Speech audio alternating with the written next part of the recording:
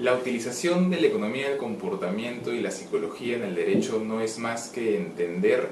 la importancia de conocer al ser humano al momento de hacer una política pública, negociar un contrato o litigar, hablar con un cliente. Nosotros como abogados somos una especie de arquitectos de la decisión de quien está frente a nosotros. Desde la economía del comportamiento se habla de cómo el proceso que nosotros seguimos para comunicar algo, para tratar de convencer al juez, para tratar de convencer a la contraparte, para generar una política pública que queremos que sea exitosa, tiene mucho que ver con la forma en que el ser humano se comporta. Cuando hablamos de derecho, por eso, hablamos de regulación de conductas, hablamos de la regulación de la ciudadanía, pero no hablamos de la regulación de la ciudadanía, de las personas, de las conductas de manera abstracta. Ya en esta época, desde hace muchos años, en Europa y en Estados Unidos, pero desde hace pocos en Latinoamérica y especialmente en el Perú, se toma en consideración la evidencia para aplicar estas políticas públicas, para aplicar estos argumentos en litigios y lograr éxito en nuestra carrera. La psicología y la economía del comportamiento nos han enseñado que hay comportamientos, valga la redundancia, que no necesariamente se pueden corregir o se pueden reforzar a través de la educación o del otorgamiento de información. Por muchos años, la economía clásica nos ha enseñado que el ser humano es un ser racional, un ser que decide de acuerdo a sus intereses, que sabe lo que quiere, que tiene preferencias estables, pero lo cierto es que el ser humano es completamente distinto a ello. El ser humano se ve afectado por emociones, se ve afectado por factores biológicos, por temas de memoria, limitación de memoria, heurísticas y sesgos que limitan su capacidad de pensar. No significa que sea irracional, para nada, significa que su capacidad de pensar se ve reducida, porque más que animales racionales, somos animales emocionales, porque a fin de cuentas somos seres humanos de carne y hueso y no computadoras. Dan Ariely,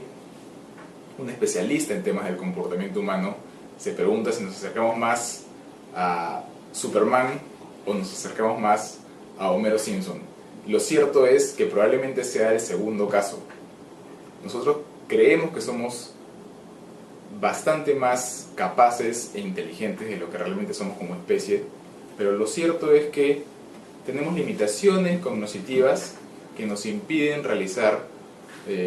determinadas acciones de manera totalmente racional.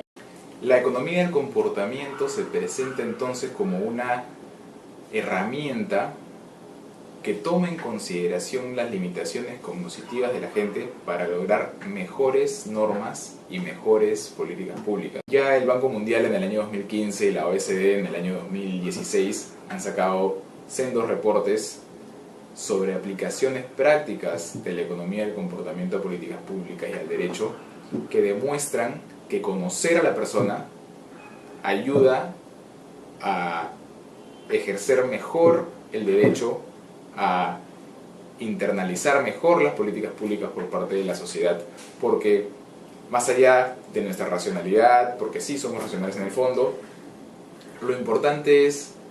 que hay 3 reglas simples que debemos tomar en consideración al momento de aplicar el derecho. Primero,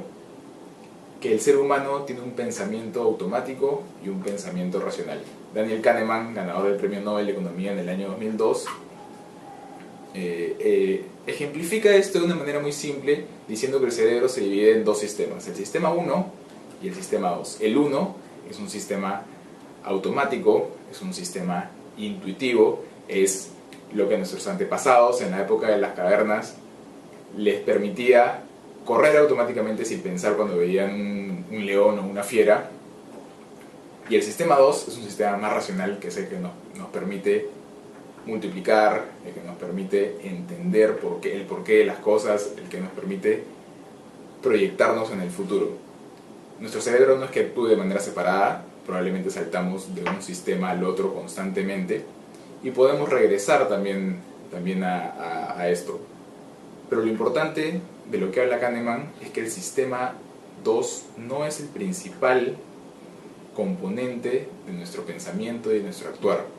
Más allá de lo que nosotros pensemos racionalmente, siempre estamos influenciados por nuestras emociones, por nuestro instinto, y si conocemos bien ese instinto que es el que genera la ira, la que genera el odio, el que genera la felicidad,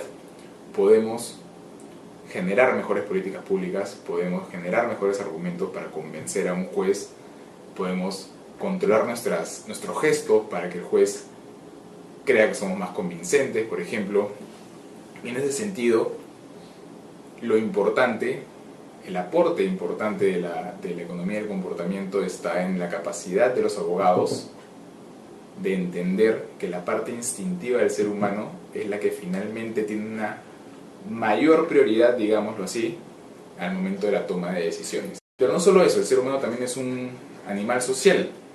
y lo que hace la gente que está alrededor suyo, entender el contexto, el por qué se comportan así, va a influenciar directamente en la forma en cómo decidan. Si nosotros conocemos por qué la gente está decidiendo alrededor de esa persona a la que queremos convencer de determinada manera, podemos adaptar nuestro lenguaje, podemos adaptar nuestras formas para lograr mimetizar estas ideas al contexto social en el que está. ¿Por qué? Porque la gente, es la tercera idea en la que se basa la economía del comportamiento, piensa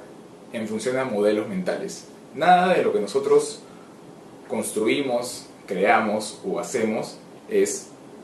puramente invención de nuestro propio cerebro. A fin de cuentas, toda nuestra imaginación, toda nuestra capacidad de crear cosas siempre se basa en un modelo mental social. Lo que hemos aprendido antes va a influenciar definitivamente en nuestra capacidad para entender, para comprender y para adaptarnos al mundo. Por eso las políticas públicas tienen que adaptarse de manera adecuada a los diferentes tipos de sociedades que hay en el mundo. Si tomamos en cuenta esos tres tipos de pensamiento automático versus pensamiento racional, pensamiento social y pensamiento basado en modelos mentales, vamos a tener una mejor capacidad de entender al ser humano y por tanto una mejor capacidad también de generar políticas públicas, litigar mejor, convencer al consumidor, convencer a nuestra contraparte y tener mayor éxito en nuestra carrera.